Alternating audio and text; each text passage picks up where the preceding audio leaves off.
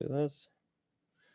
Okay, welcome to today's session. We're going to be covering strategy and opening preparation. So to do that, I thought we'd focus mainly on the French, which, okay, is the opening I play. Some of you, don't know if too many of you were here last week. We also had a session by Dion covering the French. So I'm not going to spend too long on all the areas, but we are going to talk a bit about some aspects. Uh, Everyone can see the screen fine? Can someone just confirm that for me? Either in the chat or just unmute yourself.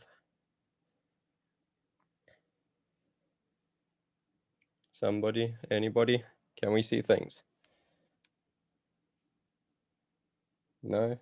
Bafana, can you see the screen fine? Yes, I can see. Okay, good. So let's just get our French defense pawn structure here, d5, e5. So this is the advanced French. We're just gonna look at this quickly, just to get a basic idea of what the plans are for both sides. Let's flip the board. So what is good for black in this position? Can somebody tell me what's black's advantages?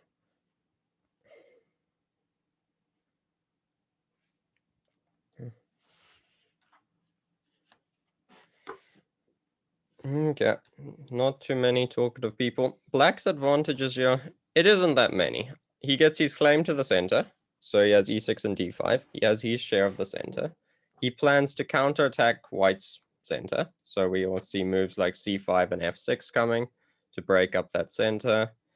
We will often see this knight bring its way to f5. What is the biggest con in black's position? What is his biggest problem that he needs to solve in this opening? Mr. Darren, what is black's biggest problem? Is Mr. Darren here? Mr. Darren sleeping? C8 bishop. Yes, light squared bishop. Yeah, that is black's biggest problem. There's a book I read where after pawn was played to e6, this guy annotating the game, he said that's a massive mistake because now this bishop is blocked, which, okay, he says it as a bit of a joke, but there is some truth to it. If we flip the board around, now we've looked at from black's perspective, we need to now work out what's going for white. So white's big advantage is he has a space advantage. This pawn on e5, it takes away this f6 square from the black knight. Often that's where black would like to develop his knight. We often see moves like f4 being played to reinforce the center. And generally, white is relatively comfortable. White wants to play on the king side. We can see our pawns are facing that way. And black wants to play on the queen side with his pawns facing that way. So we're going to look at some of these themes. So for the most of the first hour, you guys can listen to my beautiful voice. I will ask for questions and comments as we go along. If you have any problems or disagreements or things you'd like to add, you're welcome to unmute yourself or type things in the chat. So this game we're going to be looking at, it's Mr. Sigbert Tarash against Richard Tieckmann. This game was played a very long time ago. Started with e4, e6, d4, and d5. Signature French defense. We got knight c3, knight f6, bishop to b4, bishop e7, and e5. So generally speaking, which side in the French defense wants to exchange dark squared bishops? Can somebody tell me that? White wants to exchange dark squared bishops, yes. We all know this is the advanced class that the bishop, when it's on the same colors as the central pawns that are fixed, it's a bad bishop, right? So if you can exchange it, that's often very good. Another thing is black, we mentioned, wants to play c5 and strike at the white center, which then leaves d6 very weak. So we could envision a position. Okay, I've had some games like this against weaker players online with white where black thinks he can go c5 here, and then off the knight b5 he's just lost because the d6 square is very weak. So these are all aspects that you would know if you've been playing this opening with either side for a while. In the game, this did happen. Black, however, chose to castle. He didn't commit the pawn to c5, weakening the d6 square just yet. f4. Now he goes c5, because he's saying, okay, this knight here isn't that big of a problem, because his king's already castled. I'm not so sure about that. I think white still could have done this, and it would have maybe been quite nice for him, but I think the continuation goes something along the lines of a6, and this knight jumps in here. We get e takes d4, queen takes d4, and just knight c6, and black gets quite speedy development. But in the game, knight f3, knight c6, g3 is played. White wants to bring his bishop here. We are going to be going through these games quite fast. We want to more look at the overall strategy rather than just some of the nuanced tactics and that. While I'm talking about that, can somebody tell me what is the difference between strategy and tactics? These are words we often throw around a lot as chess players without necessarily knowing the meaning. Who do I want to pick on? Tiziana, do you have a definition for strategy versus tactics? What's the difference? You can type it in the chat, or you can unmute yourself, or you can ignore me. They're all options here. Does anyone else have any thoughts? Or should I just give a definition? Doesn't seem like it. Okay. The main definition that I like is strategy is your overall goal, and then tactics is what you do to achieve that goal. So it's very important to plan. A lot of your weaker chess players, they just play moves. They play moves that attack pieces. They like moving their queen because they're playing without a plan. But we are in the advanced class, so we are hopefully better than that. So let's get back to our game. We got a6. Bishop came to g2 and b5. White castled. Black chose to take on d4. Knight takes d4. Knight takes d4. Queen d4. And the queen just came to c5. We got queen takes c5, knight takes c5, and knight e2. Okay, Bafana, what's your assessment of this position? Who's better and why? White or black? Black is better because all these pieces are on the center and white pieces are on the 7th rank. Okay, no, I definitely agree with that. How's this bishop in the center is my only question for you. What is this bishop's contribution to the game? The black bishop is doing nothing, but the knight is better in this game. You're saying the knight's better. Black. Okay, I think I can actually agree with that. But, I mean, this white knight is coming from e2 to d4, so it is repositioning. I think that if I turn on a computer, let me cheat you. I like cheating. Computer says white is 0.1. So it's basically equal according to the computer. I would think personally, yeah, that it's easier to play white. Because if white can ever trade this bishop for this knight, we know he's going to be lots better. So this knight may look pretty on c5 for now, but it's never coming to e4 or anything like that. Bishop d7 got played, knight d4. Rook ac8, king f2. White just improves his king.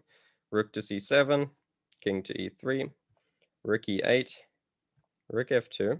All just natural improving moves, centralizing the king. Knight b7, bishop f1. The bishop was kind of staring at a wall here. Now it's potentially guarding the square if the black knight tries to come in, as it does with knight a5, b3, h6, bishop to d3, knight to c6, knight takes c6, bishop takes c6. And now, after just a few moves are relatively natural, I think most of us would probably agree white is better, yeah.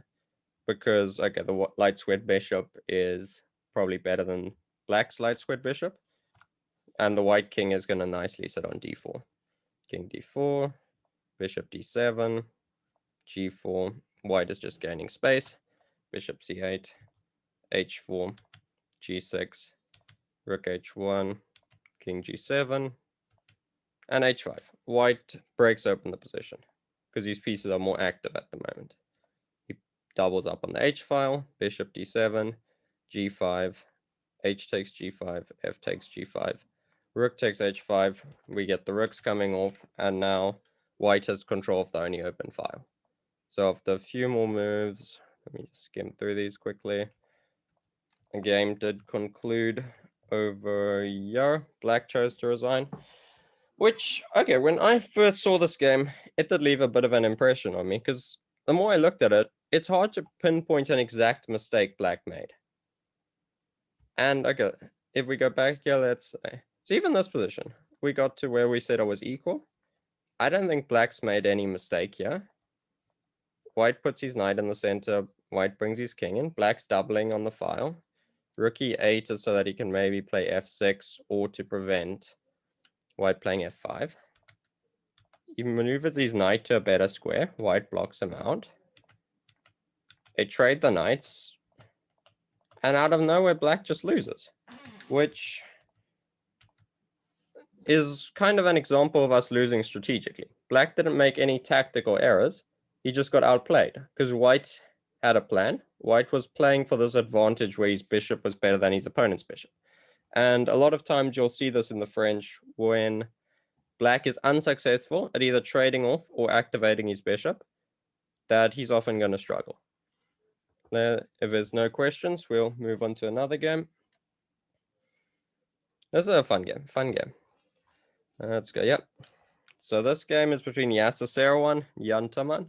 Some of you more cultured chess players might know Yasser Seirawan. He has a lot of nice lectures on the St. Louis Chess Club YouTube channel, if you ever want to check those out.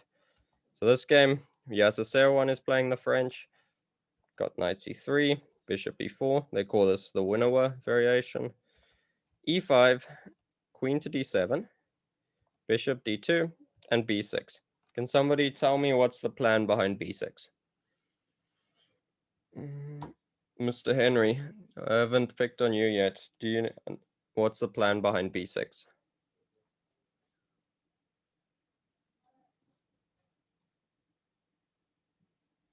You're welcome to unmute yourself or type an answer in the chat. If you don't know, that's also all right.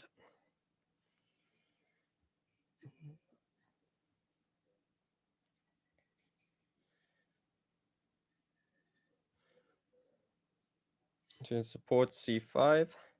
Okay, I think c5. Yeah, Tiziano says that, but yeah, I'd say c5 is definitely one of the ideas. It's kind of a multi-purpose move, because if we play c5, now, like, let's just make a nothing move. c5 takes. This is a very nice center for Black, and I think Black is crushing it. There's also a more positional idea, which I think is more what was intended in the game, although he is going to play c5 as well, which is to go bishop a6 and swap off light squared bishops, which, okay, is a key part of Black's strategy, generally speaking, in these positions. So that makes sense. White went knight f3, and let's play a fun game. Can we guess Black's next move? I think if I give you guys 5 guesses, you won't guess it. I know Mr. Darren, I showed him this game the other day, he would know it. Because, okay, I think logical moves for Black, c5 looks natural, knight e7 looks natural. My arrows are very bad. Bishop a6 looks natural. These are all moves I think we would all consider. Maybe f6, probably a little too adventurous. But the move played was bishop f8. Which, okay, a lot of my students, they play terrible moves like that. Not because they're grandmasters, but because I haven't taught them to develop their pieces properly. But this is a very weird move, and it's quite hard to understand at first. So we discussed that in the last game at the start. We mentioned that trading dark squared bishops is usually in White's favor. Okay. So what Black was thinking, let's say he goes bishop a6. We discussed this plan. He was thinking that White would now go knight e2 to avoid this trade. And now that his bishop is hit, now he had calculated that, okay, his bishop must move. He did not want to put the bishop back on e7 because then it'll block the knight. So the bishop would come to f8, which is kind of what happened in the game. But he was sneaky about it and went bishop f8 first, which, okay, this just shows that he has a really good understanding of the opening and the tactics involved here. So let's continue with the game. Bishop e2 gets played. Now this bishop's moved. Now the option of going knight e2 is no longer an option. bishop a6, castles, knight e7, bishop takes a6, knight takes a6, and queen e2. Queen e2 is okay, maybe a slightly dubious move in my opinion, because as Tiziano mentioned, c5 is on black's agenda, and after c5, white's center is going to collapse. So I think a better plan would have been to go knight e2 and then c3 to secure the center, but after queen e2, that's no longer an option. Knight d1 was played. We got c5, d takes c5, b takes c5, and now we see black has this very nice center. White, okay, he chose to go c4 here. This is because he feels like he's worse and he needs to try and make the game a bit more complicated and, okay, potentially exploit this king in the center of the board. d4 got played, knight to e1, h5. Can somebody explain h5 to me? There's probably two possible explanations for h5. Can we get any reasons why h5 makes sense?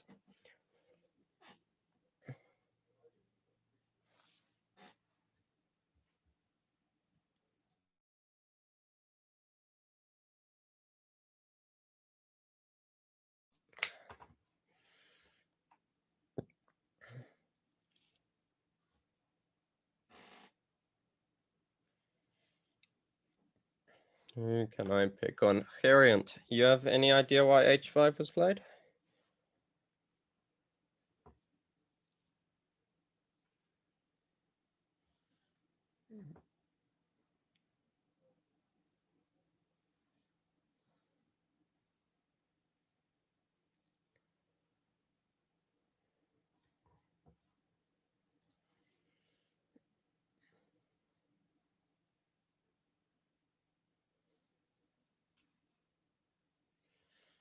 No ideas.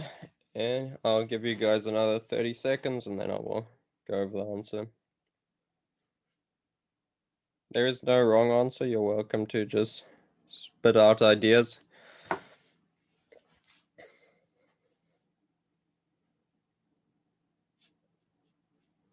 Because, okay, there's the one obvious idea is maybe he wants to attack, push the pawn, maybe one day do something dumb like this. We've all played Blitz or seen these grandmasters online. What's the more positional idea behind h5?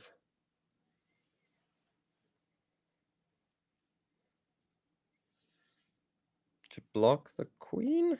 Okay, you mean preventing the queen from going to g5? Okay, that's a nice idea as well. It does gain space there. I would say there's another reason though. To play knight f5, yes, Heriant. Basically, okay, let's say black went knight f5 immediately. Then g4 is actually a very common move in these positions, which, okay, we're all taught as beginners, yeah, the knight can't be kicked, which you don't want to move pawns in front of your king. But in these positions, it's often fine for white to do this because the center is closed. So this is often what he wants to do and then go f4, f5. Well done. Which is why he starts with going h5. So this is already something he's seen before. He didn't have to think to come up with this idea. Knight d3, knight to f5. Now g4 is not an option. f4. The queen came to b7. Knight to f2. This knight's wanting to come into e4. We got knight to d7. White chose to trade queens. Black accepted. Black plays a5, just gaining some space on the queen side. g3, bishop e7, king f2. This is, okay, probably one of the questionable decisions in the game. White chooses to bring his king over to the middle of the board, which, okay, I think the king should have stayed on the king side, as demonstrated in the game. Knight h6 got played, threatening to come in here, which forced h3.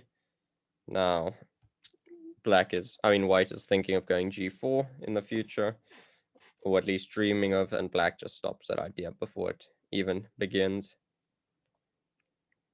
White centralizes these rooks. The king comes to f7. King tries to run to the center of the board. And black now just puts too much pressure on g3. King runs away. The knight comes to f5. And white is forced to put his rooks passive. And I think from here we can already say black has a huge advantage. because the central space and the advantage of the weak g3 pawn gives him a quite comfortable play at the very least. Knight b6 gets played, hitting the c4 pawn, b3, and a4. Now we see black trying to break through and create a second weakness. Very good technique. He sees that he can give up the c5 pawn. As okay, there's a bunch of tactics happening that I don't want to dwell too much on. But when the smoke clears eventually, we're left with equal material, and this black pawn on d3 is just so much of a thorn in white's side. Bishop to c3, rook a3, king comes to d2, rook takes b3, rook comes to a1, trying to activate. The black king is forced up the board. This is usually kind of an act of desperation. You don't want to be forcing black's king to get more active usually. Black plays a nice little vision zook there. And okay, yeah, white ended up resigning because of all these arrows. He doesn't stand a chance.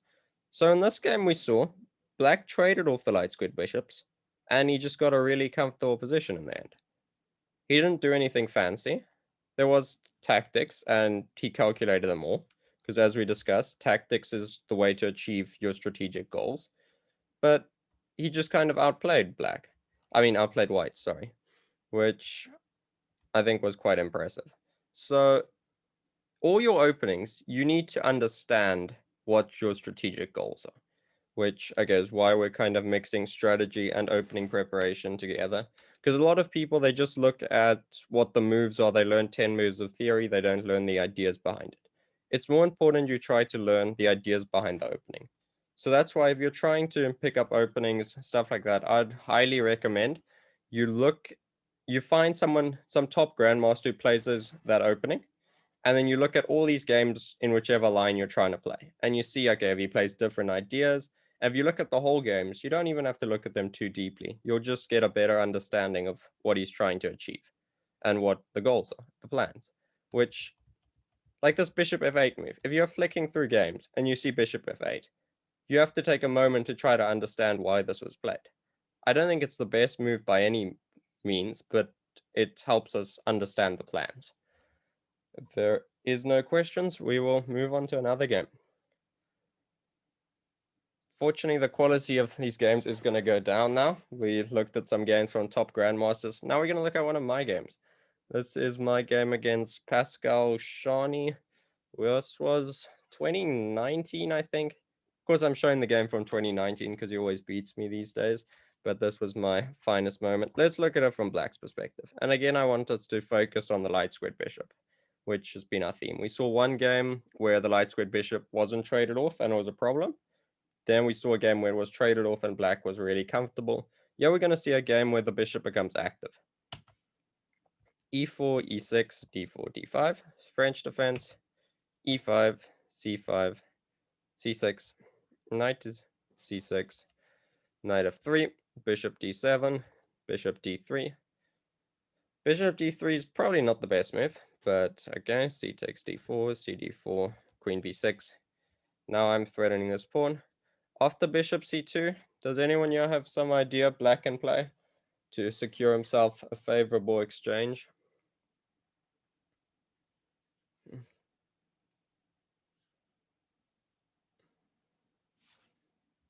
Again, you are welcome to just unmute yourself or type it in the chat. Just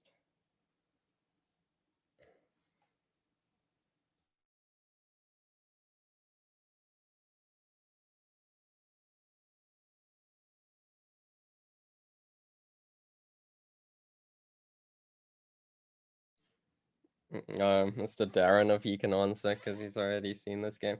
Let's give the rook c8. Rook c8. I feel like I think I've seen Eric Rosen suggest rook c8. I don't know if it was rook c8 here or rook c8 instead of queen b6, but you have the same idea, I think, because the idea is to go knight b4, and then it's very strong. What does it? Let me see. Yeah, this isn't variation. Okay, white can just play a3. Which, okay. I think rook c8 is better. Is it yeah? Yeah, rook c8 is a very strong move. Because now you're threatening to take knight b4. and that's very comfortable. So that is definitely an idea. Check the king with bishop. Let me just go back there. CD4 takes b6, bishop c2. You can check with the bishop, but remember we were discussing that white isn't opposed to trading. So you could do something like this, and after bishop d2, you go bishop e7. Or, okay, you don't even have to go bishop e7, right? Because this pawn's hanging? Yeah, so that's your idea. Okay, sorry, I missed that at first. You'll probably just play something like knight c3. And I don't think you ever want to take this knight, so yeah, this is comfortable for black. Is a really decent position. I don't think you can have any complaints. Both good ideas. I chose to just go knight b4, which my theory is I want to get rid of this light squared bishop. The light squared bishop is white's best piece in all these French positions. And you're often vulnerable to a kingside attack, because we mentioned this knight can't make use of f6. So there's often ideas with white playing some Greek gift sacrifice, or all these pieces just coming in here. So if you can get rid of the light squared bishop, there's no attack, which the other moves suggested are also good. They just might be a bit more complicated. The knight comes here. Okay, if he tries to play something like bishop to b3, bishop b5 cuts him from castling and has all sorts of ideas of knight jumps, so this would be terrible, which is why he just developed. Takes, knight e7, castles, knight f5.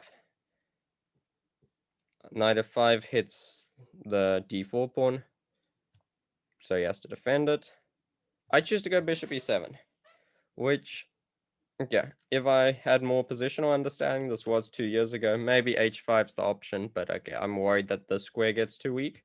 So I play bishop e7 with the idea he goes rook e1 first, I castle, and now he goes g4. There's the same idea we saw in the previous game. What is white's idea after I play knight h4?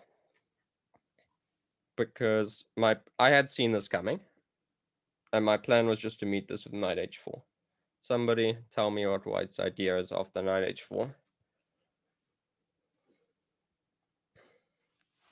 Let me actually just put it on the board for you guys. Knight g5, knight g5. I had not considered knight g5. This looks like pretty scary stuff. Yeah, this looks better than what his idea was. So now, if I want to stop mate, I either have to play g6 or knight g6. Which, okay, if I go knight g6, f4 probably comes, and this looks very nice. Yeah, I actually think this is just better for white now. So if I go g6 though, now you want to do this, right? And my knight's kind of trapped. I think that's the idea at least. Which, okay, I'm not sure if it's exactly trapped. Maybe h6, but okay, I'm at least losing a pawn. So I probably have to go knight g6. And then if you go h4, f4, it's quite nice. So that is a very nice attacking idea. The more caveman approach, which he chose, if you've ever played against this guy, you know he very much likes his attacks and stuff. He went with g5, which, okay, this is trying to trap my bishop. It, however, doesn't work because I get our standard French break with f6. Now, okay, there's a lot of things happening. He takes. Bishop h6 is played. Can I get a move recommendation for black? Yeah.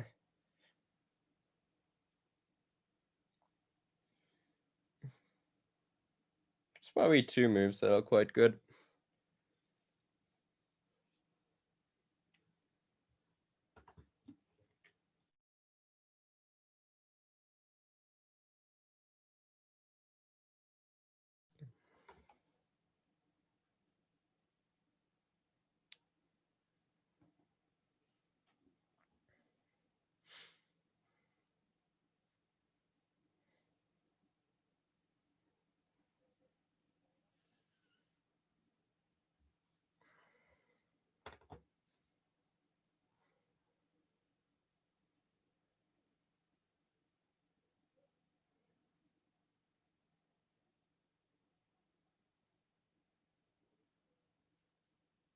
F takes e5. Yes, Tizzy. Oh no, that's very strong idea, which is what I played.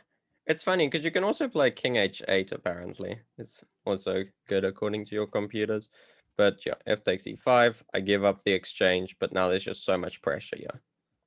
He chooses to give up that pawn. I take here, check.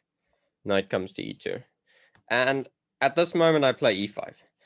And at this point, okay, I think it's very clear that I'm doing a lot better. If I turn on a computer, it'll give me, it says -3. I feel like it'll be higher if I let this sit for a while. There it goes to -5, but yeah. Black is doing very good. And the reason for that is now our light squared bishop is activated. We're going to come f5 to e4, and that's game over. Which is basically how this game went. He played f4, bishop came to f5, he moved his queen, the bishop came to e4, check. The rook has to block. I'm not greedy. We don't take pinned pieces. It's better to put pressure on the pieces. Queen g6. He has to go knight g3. I take, queen takes. Queen takes, pawn takes, rook takes, and all that happens in the end is I get a pawn ending that is very winning. You just take both your hands and you push both of these pawns, and that's very much game over. So that was quite a nice game, or at least nice for me. I won't show you the other games I've played against this guy. They're not very pretty. But now we've looked at one game where this bishop was a problem. We looked at one game where the bishop just got swapped off. And now we looked at a game where this bishop got active and it was just over. So that's some interesting points, which, okay, you would understand the strategy if you're playing the opening. Strategy and your opening prep kind of go hand in hand. Let's solve some exercises quickly and then we'll look at some more games. Let's do, where's a fun one? I want to look at,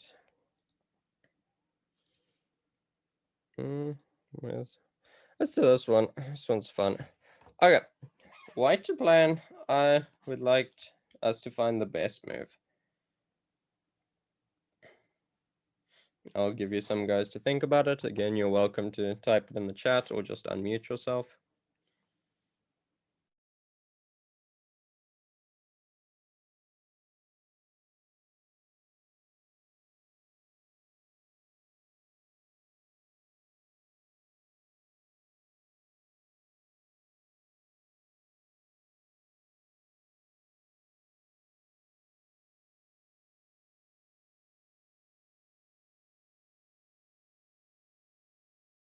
Got g4, the caveman approach.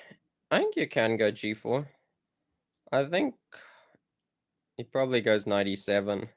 Now, I presume if you want to stay true to your idea of knight h4, or maybe you go knight e1 rather. I don't know exactly. But the thing is, I don't think g4 is as good when black hasn't castled. I could be wrong, but I think is okay. What do we play here? If we play like 91, I think h5 is a problem. Which, okay, if you take this now, the knight comes to f5 and your king's just too weak.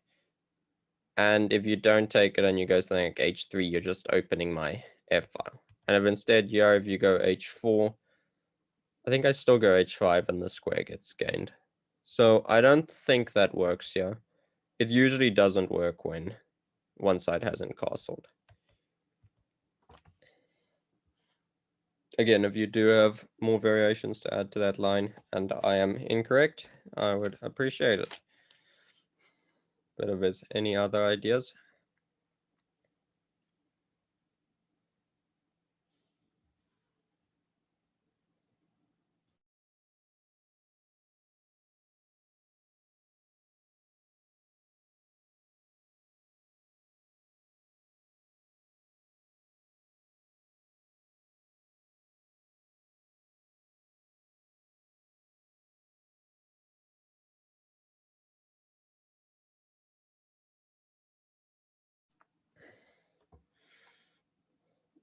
okay, let me pick on someone. Mr. Darren, what is the answer?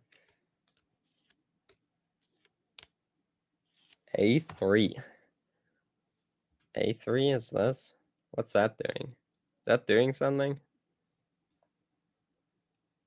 I need to know what that's doing before I can call it brilliant.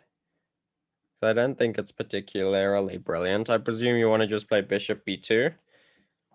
But the problem is black can play bishop b5 here. And this is incredibly strong. Because as we discussed, black would very much like to solve the problem of this bishop. You're basically inviting him to trade. I don't know if you mistyped here. Yeah, Hariant has it now. A4. Which, this comes from just understanding what black wants to do. Which is understanding the strategy of the opening we're playing. Which, otherwise you don't play A4.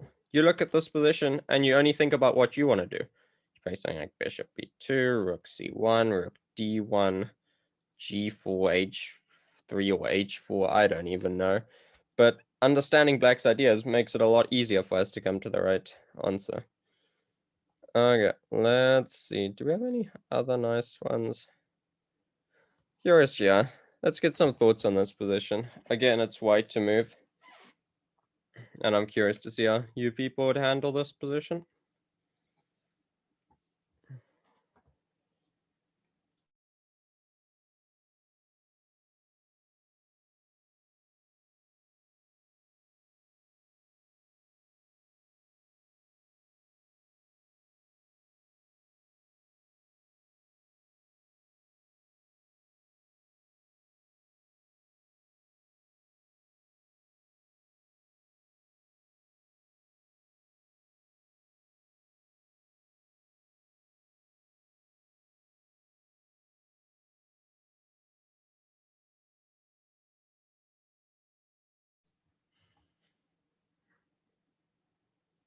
Because there are quite a few moves that are good, yeah. I'm more looking for the move that gives us the best strategic advantage.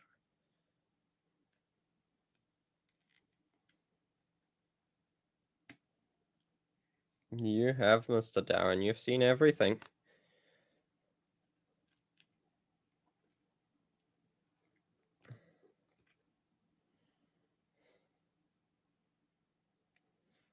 It's not some inspiring tactical combination.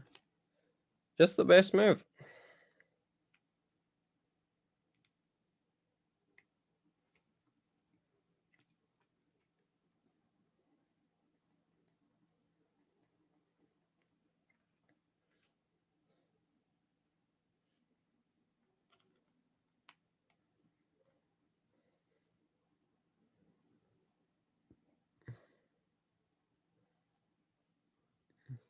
Got b4 question mark. b4. Okay. b4, I presume. Okay. If I take this, you're doing some nonsense like this, and you're picking up all my stuff, and I'm gonna cry a lot. So if b4.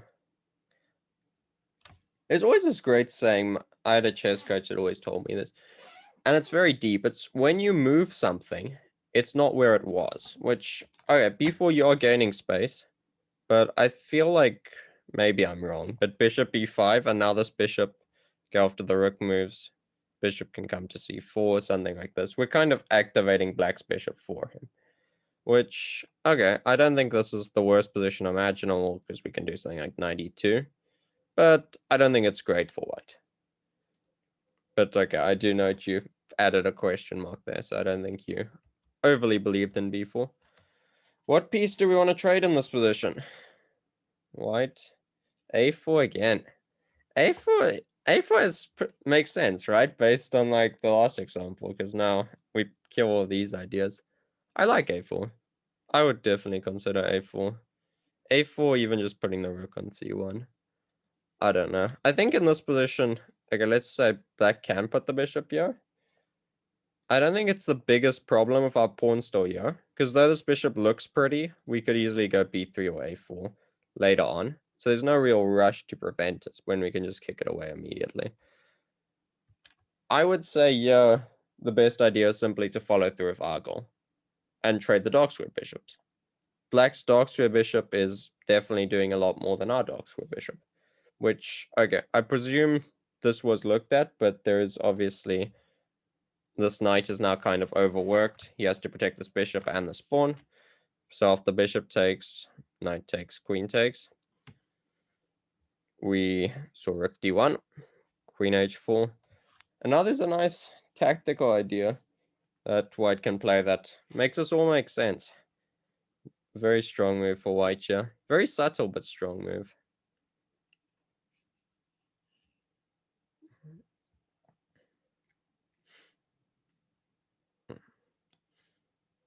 A master plan to do of trapping the black queen. Who can find it? Sorry, did someone started speaking then? They Knight capture. knight captures. You want to take f7? Yes.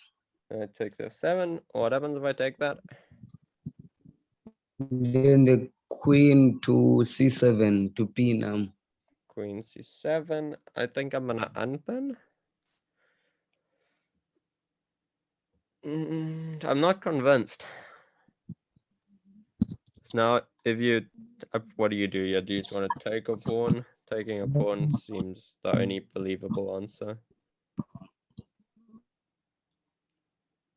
I didn't expect to play. No, I didn't see if you will play the queen yeah, to okay. No, block I mean, the yeah. pin. Because if I do something else like this, then e6 is quite tempting, right? So, yeah, okay, that makes some sense. Let's go back. I see Henry has his hand raised. Is that for a reason? Do we have some insights? Or did you just click the wrong button?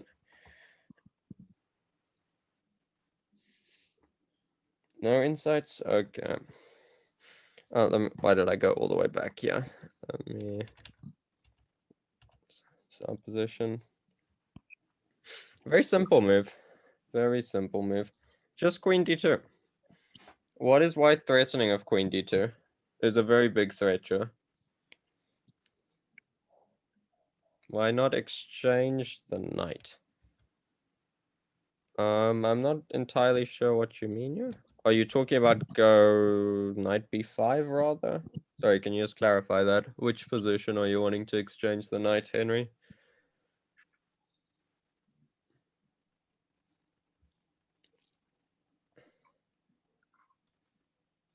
Or was that in one of the lines? On g5. So you want to go knight g5, move 1. Which, okay, if I am understanding you correctly, if he takes this is probably good. The problem is no one's making him take this. I could be misunderstanding what you're saying, but if this is the idea, like, I don't understand. Like, captures aren't forced, right? The whole reason of the bishop coming there is we're also attacking his bishop. He could just grab our pawn now, and what's this guy doing? He looks pretty on g5, but we don't have to capture him.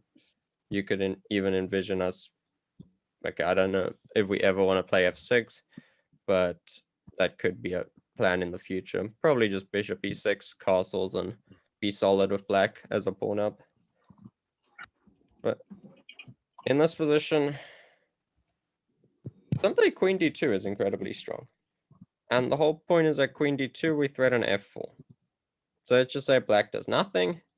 f4, this queen is slightly offside, as I'm sure we can see. Queen e3 and g3 is coming to trap the queen. So the queen is just getting trapped here. If I turn on a computer, it'll tell me. Let me do that quickly so you people believe me. Does it say that? Okay, he can castle apparently. What's happening? Yeah, no, the computer's just blind. Queen e3 and g3 is coming, and the queen's trapped. So that was an interesting example. In the game, though, black just moved his queen out, and we got a position where white was just simply more active. He started gaining space there. The queen came over to f3, and there's a double attack on the bishop and the pawn here. So quite a nice game from white's perspective. Okay, so we've looked at now the key strategic elements of the bishop in the French defense. Black's dark square bishop. So we saw if it's passive the whole game, it's not good for black. If he can exchange it or activate it, it's usually quite good for black. Let's look at another element now. Space advantage. If Lichess wants to do things, let's go, yeah, come all the way, yeah.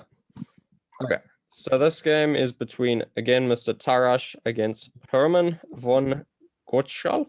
I am definitely messing up that name. e4, e6, d4, d5. 92. This is the Tarash variation of the French, and Mr. Tarash is playing it. knight f6, e5, knight d7, bishop d3. If any of you are looking for something to play against the French, I really recommend these lines because they can be quite unpleasant for black if he doesn't go for the open Tarrasch. c5, c3, knight c6, knight e2. The whole idea of putting the knight on d2 is that we can put this pawn on c3, and now the knight's just going to come to f3. We got queen to b6, knight f3, bishop e7, castles, and now castles. So, in this position, what pawn break does black need to play? You can tell me. There is a pawn break that black needs to play. Because otherwise white's center is just too strong.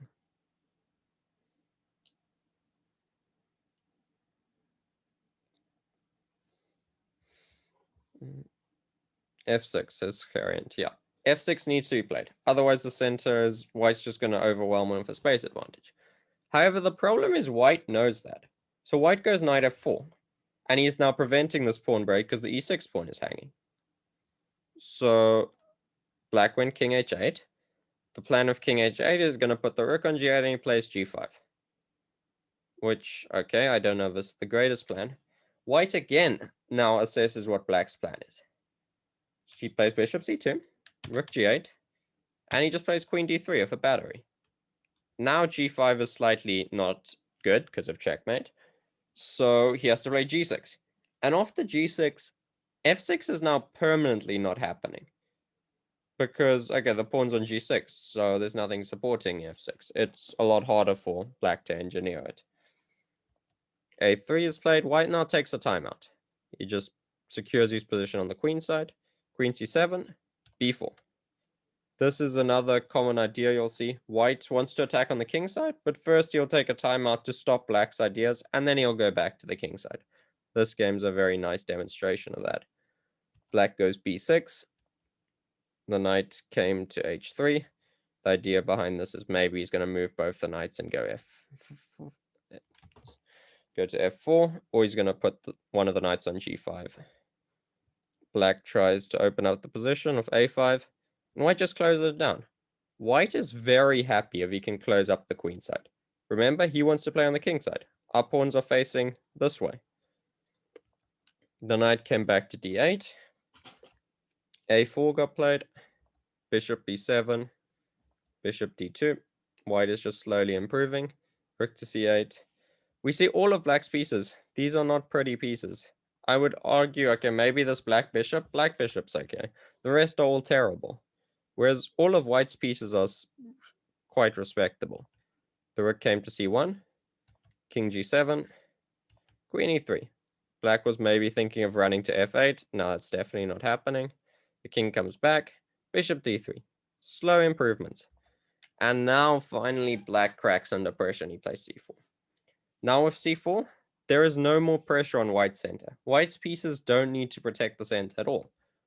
White can just drop back, knight f8, queen e2. White does some more maneuvering. Now white is bringing his rooks to the attack. The king comes to h1. There's no rush at all. Rook c7. Queen comes to h6. Now, okay, we could definitely see if this knight's gone. There's checkmate happening. Queen came to e8. Knight to g5. Rook g7. Black is very, very passive. f3 gets played, which, again, intending this remaneuver. Bishop c8. Knight f2. The knight came to d7. Knight g4. Queen to g8. Bishop c1. I love how just white, he's not in a hurry to break through at all. He's just improving his pieces so slowly, black can't do anything. Queen f8, f4. King g8, rook e3. These rook lifts happening. If you're taking notes at home, do not fianchetto your rooks if at all possible. It is not what we want to be doing. f5, finally black tries to open up the position, but all of white's pieces are more active, and the tactics are always going to favor whoever's more active. I got some noise in my ear that wasn't from any of these Zoom things. No? Okay. Oh, I'm getting challenged. Let me decline this person. Okay. We got queen to e8, bishop d2. White is just slowly crushing. And okay, we got enough pieces. How do I? Can I? It's not that. Oh, there's nice buttons here. Okay, I clicked the button. Okay, knight h6, g4. White is just opening up the king side. Takes. Knight f7. And okay, he plays king g2, preparing to swing the rook over. And after a couple more moves, black sacked a piece, and then he gets checkmated anyway. So that was an example where black got absolutely crushed. Like, this is a game that, okay, the person playing white he'll remember for the rest of his life. But the guy playing black is going to want to forget about this. If we rewind to like, yeah, these pieces are all dead. They're doing nothing. I don't think there's a single piece that's respectable except for the dark square bishop. So if black is not careful, he's going to end up with a space disadvantage and he's going to get squeezed and he's going to lose the game. So we know now black needs to try to avoid that in any way possible. Let's look at another game now where he kind of gets crushed. So in this game, we see our normal stuff. We get a classical French instead of Tarrasch. Knight f6, bishop g5, bishop e7, bishop takes f6. So this is something different. I think this is, okay, if I look on leeches, yeah, they call it the Richter attack. I'm not too booked up on the names. Bishop takes f6, knight f3, castles, and e5. So again, we see this space advantage. And the key thing about this e5 pawn is there can't be a knight on f6. So in this game, white played h4. This looks like something you'd see some blitz players play. And the simple idea, which black overlooked, was after bishop d3, he played c5, and our Greek gift sacrifice happened. Which, okay, I think we've all seen this at some point in life. After the king takes, knight came to g5. You can never take this because then the rook is too active. Which he tried taking it anyway. The queen came to h5. White's down a piece, but the black king is doing all sorts of exercising. Castle queenside, the king's running to e7, g6, blowing up the board. And a quick little king hunt, knight d7, rook takes d5. Someone was playing Puzzle Rush. I think, try and remember what happens if we take here. Can somebody help me out, Joe? Where's the win for white? I'm not seeing it.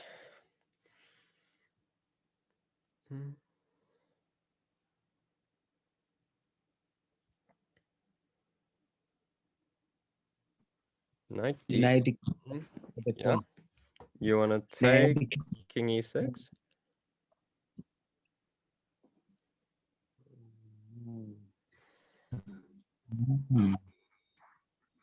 Tiziano also says knight takes d4. I presume you mean knight takes d5.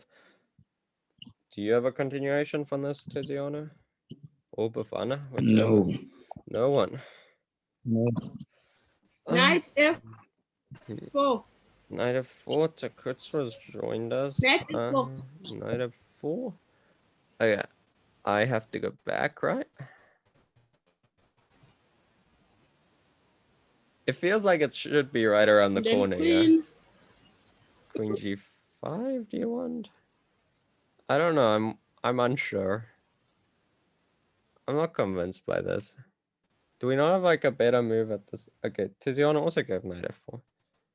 I don't know, if everyone's saying knight f4, there must be. What's our plan, yeah? Michael. Yes, Takutsura? Michael. Yes, I can hear What you. about after queen g5, right?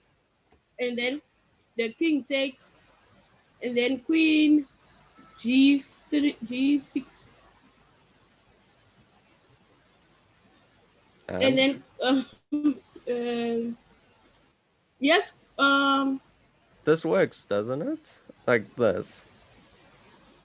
yes, queen. Yes, queen. No. Doesn't this work? Oh, okay. This does work, right? What did you see? Because I saw. Okay, yeah. Fine. yeah, I see Tiziano says queen g6. Is that in this position? I don't know, but okay, it's not too important. It's basically taking that rook. If you're playing against a strong player and he's giving you a rook, it's usually not for free. He's gonna send you an invoice for it later. Black tried to develop his queen. And okay, there's too much pressure. Yeah, white saved his rook. Takes. Knight comes into e4. And we got knight check. Last move of the game. Black resigned after this move. Who can show us? Very nice move, actually.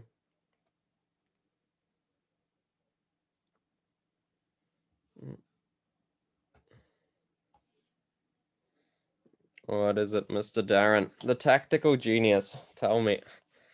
Queen f6, queen f6, queen Oh, f6. Takutsu is also a tactical genius, yes. Queen f6, and I go off the take, that's mate. Very nice little tactic. Okay, so that's 2 games in a row now we've seen, where white space advantages just led to him destroying black. The first game, okay, he played a lot slower. This game, he just went full-on caveman mode and crushed him. Let's look at a game now where the space advantage backfires. Let's go back. We got our French defense again. Knight d2, knight f6, e5. Again, it's the Tarash. This time, white goes f4. Last game we looked at, or the game before that, he played c3 and just did this with his knights. Playing f4 is more of a greedy approach, but okay. He thinks he can get away with it. c3, knight c6, knight f3, queen a5, and now white played king f2, which is a weird move at first, but okay, the plan is that now if he takes on d4, you can take with the pawn, and he's trying to say that the king is safer on f2. This is Samuel Washevsky playing black, which I don't know if any of you are too familiar with him. If you see like these old pictures of like a young kid playing against like a bunch of old, shall we say, chess mastery looking people, that's Samuel Washevsky. He like was famous for playing these simultaneous exhibitions when he was really young. Bishop e7, bishop d3, queen b6, getting opposite the king, knight e2. What pawn break does black need to play in this position again? Well, pretty much in all variations of the French, we need to play this pawn break, except ones with opposite sides castling. There, Darren and Geriant both have it. f6, which gets played. Takes. I remember I did show this to some people, and we had a big debate here as to what we should take with. So I think black can actually take with anything. If he takes the f pawn and try and play for e5, he can take with the knight and try to jump the knight in there. He can take with the bishop. He chose to. Did he take with the bishop? He did, yeah. King g3. King g3 is a very questionable move, but okay. There is a reason behind king g3. So if we're looking through games, like we mentioned is the best way to prepare your openings, we see king g3 and we'll immediately need to think, why is king g3 being played? It's because this queen's opposite the king and e5 is going to come. So he thinks that's going to prevent it. C takes d4, c d4, and castles. Rook e1 gets played. All white needs to do is play h3 and king h2, and he's going to be safe. But black chooses to break open now. So already now, black is not going to have a space disadvantage. He's either going to checkmate white or he's just going to be lost. After f takes e5, he takes on e5 with the knight. D takes e5. Bishop h4. These are some very deep tactics. The whole idea being after king takes d4. Sacrifice another piece of rook takes f3.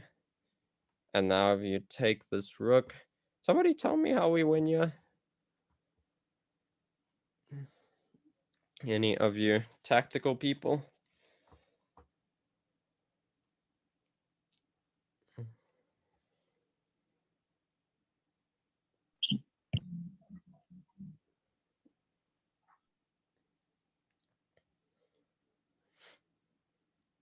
So I think we can calculate this all the way to the end. I think. Queen f2.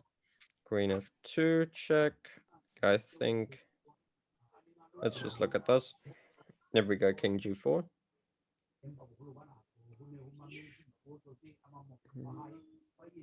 Do we have a continuation from this?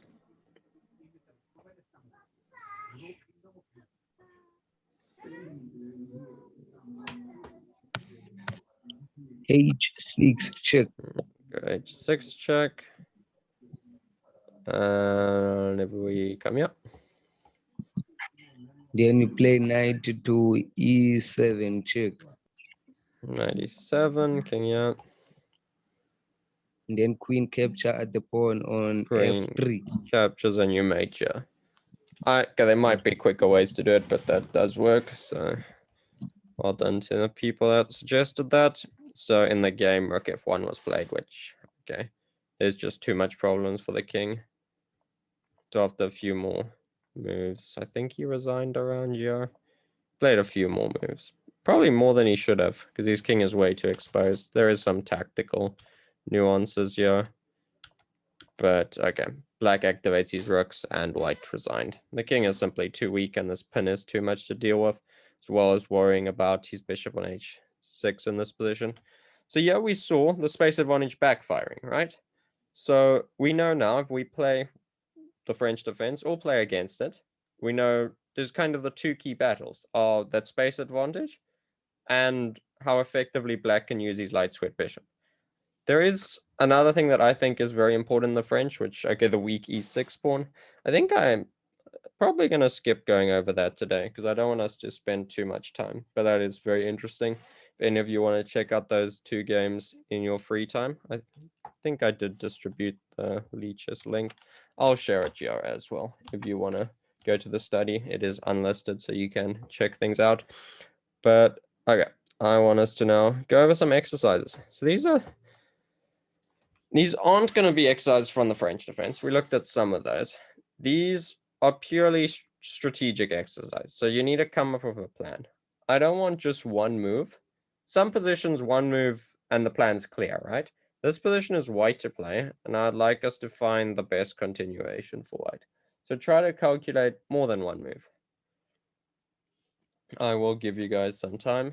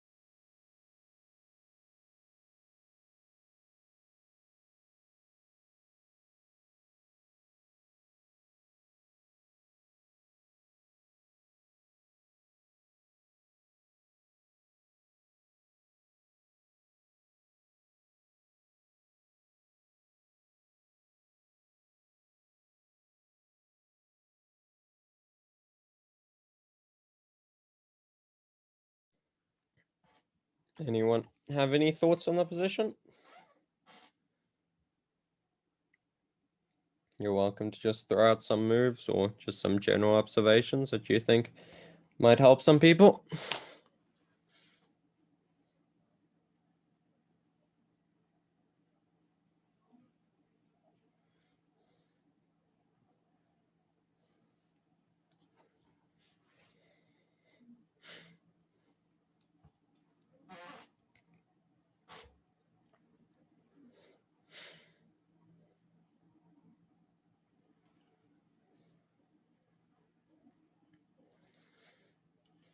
Okay, I think the way to solve this is you look at what is black's threat in this position.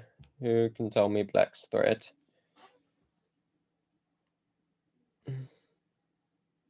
Who do I want to pick on? Takutsura, what is black threatening? Is to take queen, to take on G7, B7, B2. Yeah, third time's the charm, yeah, B2. And that pawn is quite annoying. Like, okay, let's just say white castle's a natural enough move, queen takes B2. I do not think white has enough compensation for the pawn. This position might be closer to equal than it is to black being better, but practically speaking, black has more pawns. Which, okay, I don't know if a6 is the best move. Maybe just play something like bishop f4 or something, f5. And I don't know. I'd rather be black here. The more stuff principle. So we need to find a way to prevent that threat. Does anyone have any ideas or plans to prevent that? I was thinking b3. Yeah. Because, okay, we can't protect with the queen, right? If we go queen c2 or queen d2, we're going to get chased away by one of these two moves. So b3 is, I think, quite a respectable move. I don't know, probably black's going to develop. Normally, we get to castle and we get a position like this where it's probably close to equal. And I think b3 is what would normally be played in the game. But a3 is probably the right solution, in my opinion. Because a3, okay, now if he takes on b2, we get knight a4 and the queen is trapped. So we're using tactics to kind of achieve our strategic goal here. And the reason I think a3 is better than b3 is, okay, one, our knight is still protected. And we have the idea of now going b4 at some point. So we're keeping our options open. So we do have Heriant also suggests queen b3. I don't know if you want to go queen b3. I know in a lot of positions, like, I guess especially your London system, you get these kind of Mexican standoffs. But I don't think the structure is too good for white. Generally, the structure is fine having the doubled pawns if you can like push them quickly and trade them off. But I mean, okay, this is a game, right? You have ideas like this coming and it's interesting. I'm not sure about it. Maybe black has to take here or something. So that's an option. I personally just like the a3 move because it gives us the potential to improve our position of b4. But all these positions we're going to look at, there's not necessarily a right answer. It's more about seeing the ideas and coming up with a plan, right? So let's go to another one. Black to play and find us a continuation. This one, I think, is probably a little bit more tricky and does require some more cunning maneuvering. So I will give you guys some time to think about it.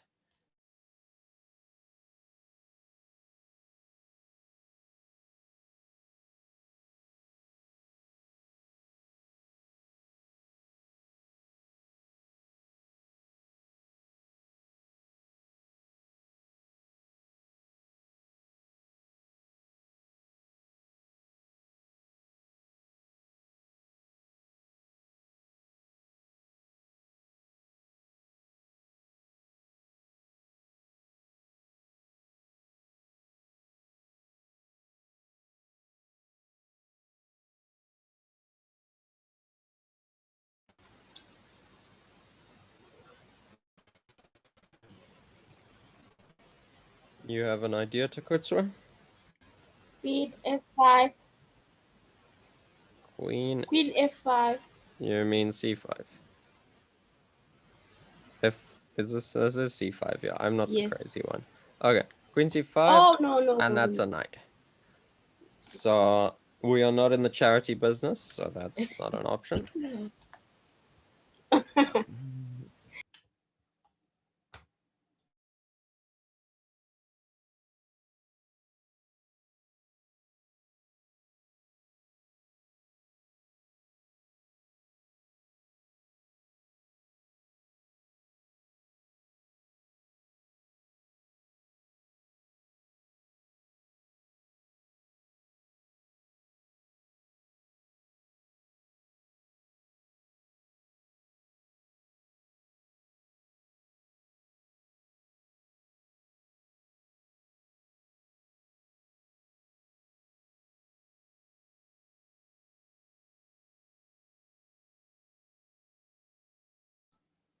I see queen b6 in the chat. Is that from that is this position? Yeah. Queen b6. Is there some tactical master plan? Did I take here? What is your idea? Do you want to go bishop somewhere, I presume? This could also probably be done with queen f5. I don't know where. Do you want to put the bishop back here? Just try maybe bishop f5. Queen d4. And okay, this is interesting, I think. I don't know if it's good, but it's interesting. And it's complicated. But I don't think we're getting too much of an advantage with black. I don't know if, yeah, we have to bail out and trade rooks. I feel like if we do something like this. Okay, white is a pawn up, right? There's opposite colored bishops. We'll probably get away with a draw. And okay, this bishop is quite passive, but I don't think we're getting any advantage. So, any other ideas?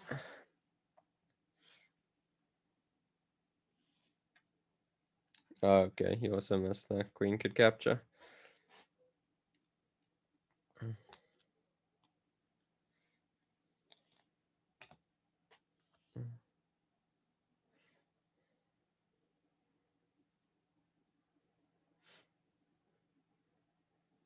Because if you can just move the queen, let's say we get 2 moves. If we can move the queen and go knight into d3, that's fantastic.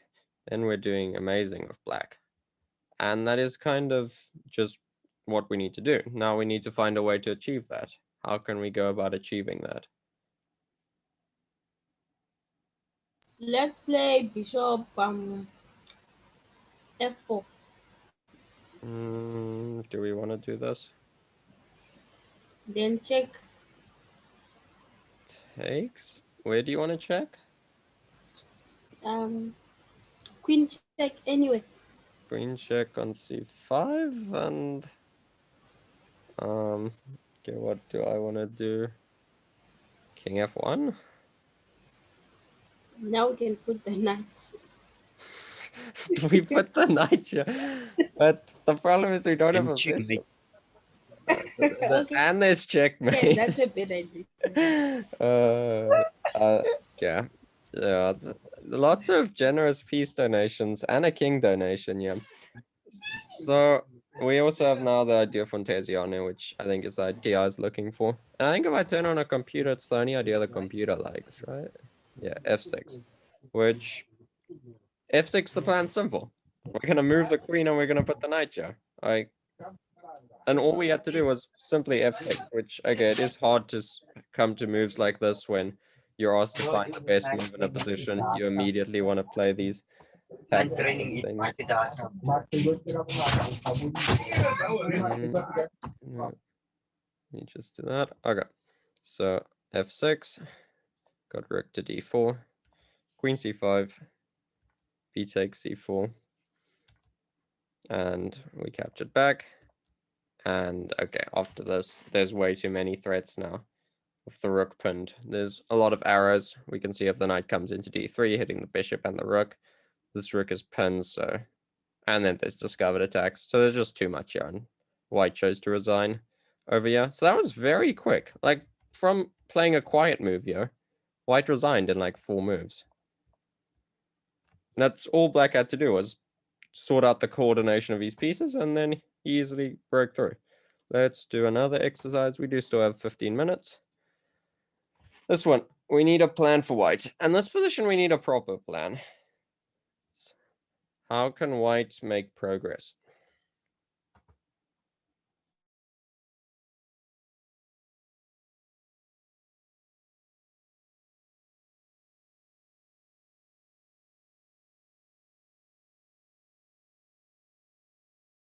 Yo, Michael, we need time to think of. You know, there's a lot of pieces on the board, and today's topic is not like that other day when it was the king. You just had to think of a king move, but now you have to really think. Yeah, well, this is the advanced class. We have high standards here. Oh, it's an advanced class. Yeah, no. So I'm in the wrong class today. Oh no, we appreciate having you. Yeah, I mean, it depends. Like, if you look at the pawn, if you understand the position, the previous one was tricky, but like this one, I feel like okay, this idea should be something that's known to people, and I have faith you people will find the right idea. I believe in you guys.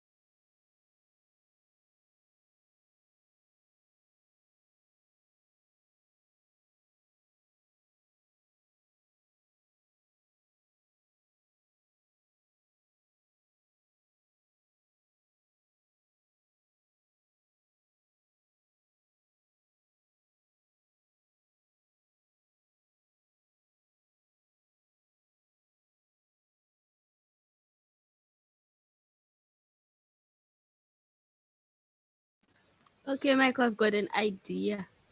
I am listening. What's the plan? I want to push f4. So I'm first going to take the knight, You and want then take on f6, takes. Now then f4. yes, f4. Okay, this is interesting. How do I want to react to this? I want to take this. It's fine. You probably have to take back. And now after I take this pawn, I don't think it's fine. Which, okay, the idea is there. Like, if you can, like, if you take and now, let's say you can cheat and play e5, there's definitely some potential of takes and then pushing d6. Which, okay, I like the idea. The idea is right, execution's wrong. How can we get that plan? Doesn't have to be fancy. We now know we want to play f4 and e5. How do we make it so that we can play f4 and e5? H4, Michael. You want to go H4. h? Four. Again, if I go Oh, yes. h5, what's changed? I don't want you to have fun in life. So if I see you play h4, I know you want to play h5, so I'm gonna stop it. And now I would argue your position might be worse because if you ever play f4, now this square could be weak. Okay. So simple chess, nothing fancy.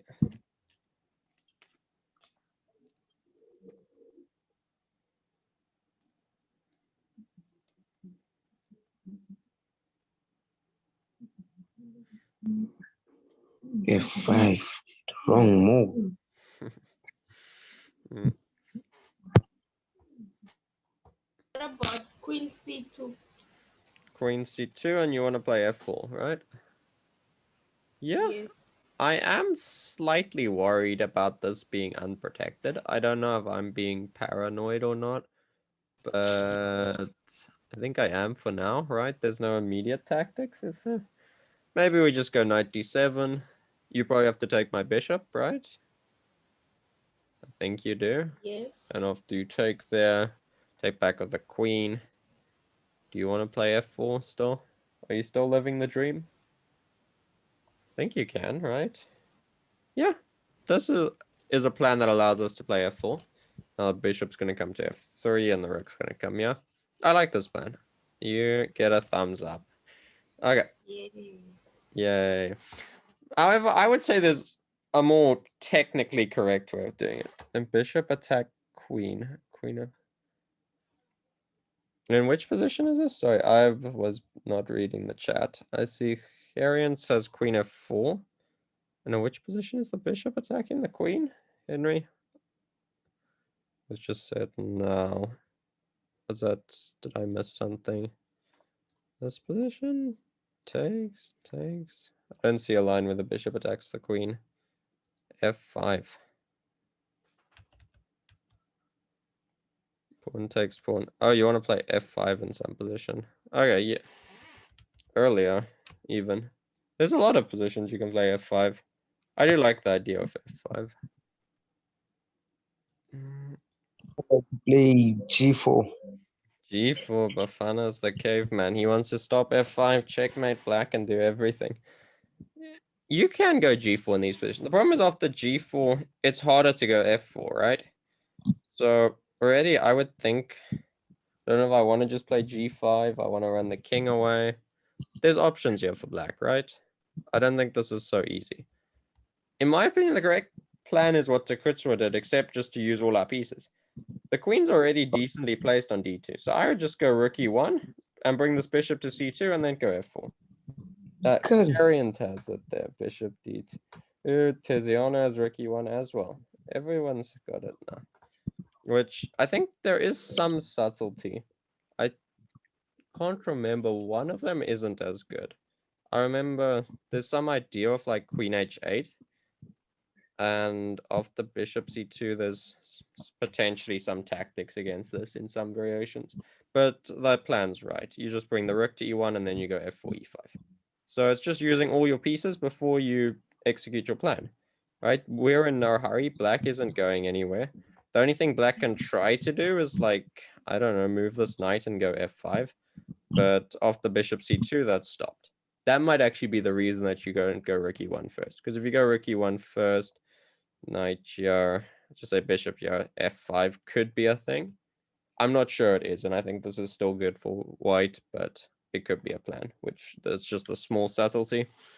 Okay, let's do, how much time do we have? We have time for one more. Let's go, yeah. Okay, this is a more tactical solution. So you people, I think we'll have no problem solving this quick. White to play.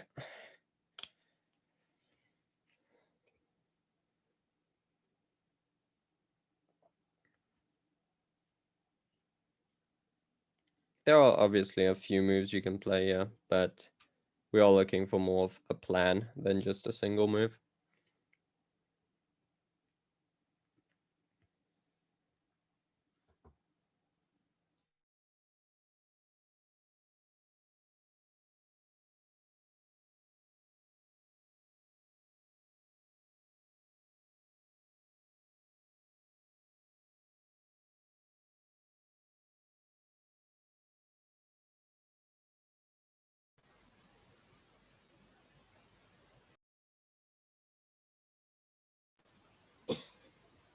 I'll just move my rook to f1. You're playing rook f1 when your knight's attacked. Oh. I admire the bravery, but I also do question the bravery. Okay. I presume that was missed and you not wanting to do something crazy. I mean, you could try something crazy, but I'm not convinced. I mean, you are trying, right? Like, I don't think it's working, but you're trying. I don't know. There's better options. But thank you for the idea. Anyone else got a plan? What if you play your knight knight to e4? 94, I think, is, in my opinion, quite clearly the second best move. Because of 94, okay, he probably has to trade, yeah? And we get a position where white is better, I would say. And okay, you can agree or disagree with me, but it's pretty clear our bishop is better than the black bishop. Our rooks are better placed than the black rooks. Our queen could come to f3 or something. And I think white is very comfortable, but it's still a game. We'd like to get an attack going. How can we get an attack going? Harian there. On fire tonight. Queen c2 and putting the knight on e2. So after queen c2, the pawn comes to g6 and knight e2. And this is what we had happen in the game. Now we're hitting the knight on c5. The knight has to move. Now this pawn on e3 is hit. We take a timeout to block that of rook d4. c5 got played, making sure the black bishop can be opened. The rook came into d6. Queen came back. Now we could double, as my arrows suggest, rook d1, putting a lot of pressure. But in the game, just h4 was played. Now we're going to play h5 and it's game over. Here, I think black should play f5, which after f5 has ideas of knight g3 taking and still coming through. But this would have been better than what he did, which is play f5. Now after f5, f5 has weakened something. What has f5 weakened?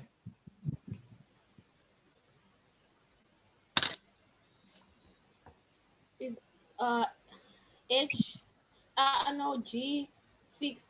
G6 and e6 are both weakened now, right? Because the pawn's moved. So which of those can we more easily target? G6. G6? How are we targeting G6?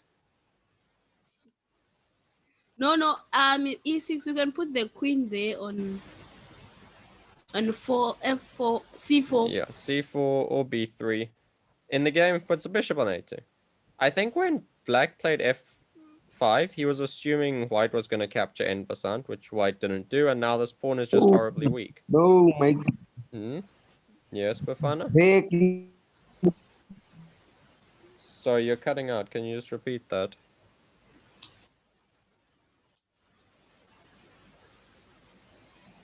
Bafana, can you still hear me? Capture the pawn. Capture in which position? Oh yeah, you want it in passant. This. The pawn before you play the bishop. You want to capture on f6 like this? Yes, yes, Michael. Okay. What is your plan after I take back? Oh, I go. I go for check. You go for check. Yes. Then I Someone's getting capture. checkmated and it's not me. You want to take the knight, I presume. That will be check only. Okay, check only. Let's say you You take capture the the knight. pawn, yes. Takes. You want to go to f1. I take your rook. Yes. And I'm not good at counting, but I have more rooks, I think. No. I think this is what black was counting on when he played f5. Right, because it looks nice for white. This check is very tempting. But I think black gets too active. You're welcome to say if you disagree with me, but I think black is doing great, yeah. Now I see, Michael. Okay, cool. Which start in the game? Black is doing. Yeah, black is doing pretty well. But in the game, we just got bishop a2. He even plays h5, weakening that side of the board even more. And tactics. Now after takes, f5 hangs, and black resigned already, yeah. So that was quite a nice example. Again, white's plan was just to start that attack on the king side, and he just had to find the tactics that's allowed him to do that. So I think that is all that we have time for. I have shared the Leeches link in the chat. Let me just share it again. If you do want to go through, there's a lot more exercises here, and those two French defense games looking at the weak e6 pawn, I think are both very beneficial. I didn't get too much time to talk about opening preparation in that today. I did get a little sidetracked, I'll admit. We did discuss the following the leader approach, kind of where you decide what opening you're going to play and then you look at your top grandmaster games. I will give one other way that I think is very helpful for your opening preparation, and that is just whenever you play blitz games or any games for that matter, you get into the habit of just checking the opening. So if you go play a blitz game, usually we play a blitz game, we either win and we pretend we're Magnus Carlsen and just feel good about ourselves, or we lose and we just go cry in the corner. We don't usually look at those games. So I would recommend you go and analyze every blitz game you play until you make the first mistake. So if you do that, you're never going to make the same mistake in the opening twice. And if you don't make the same mistake in the opening twice, your openings are going to be perfect. A lot of the top players I know, Watu Kabisi and Calvin Klaassen, they're both titled players around here, and they both thoroughly recommend that method, and I'd recommend it to you guys as well. But okay, I think that's enough of me talking. Is there any great questions? No questions. I think most of us are playing this weekend, so that should be fun with our VP Open. And yeah, if there's no more questions or comments, we'll call it a night then.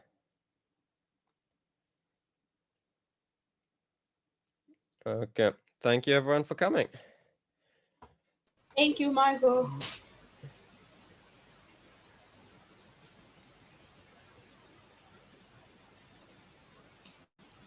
Okay. Have a good night, everyone. Good night, my girl.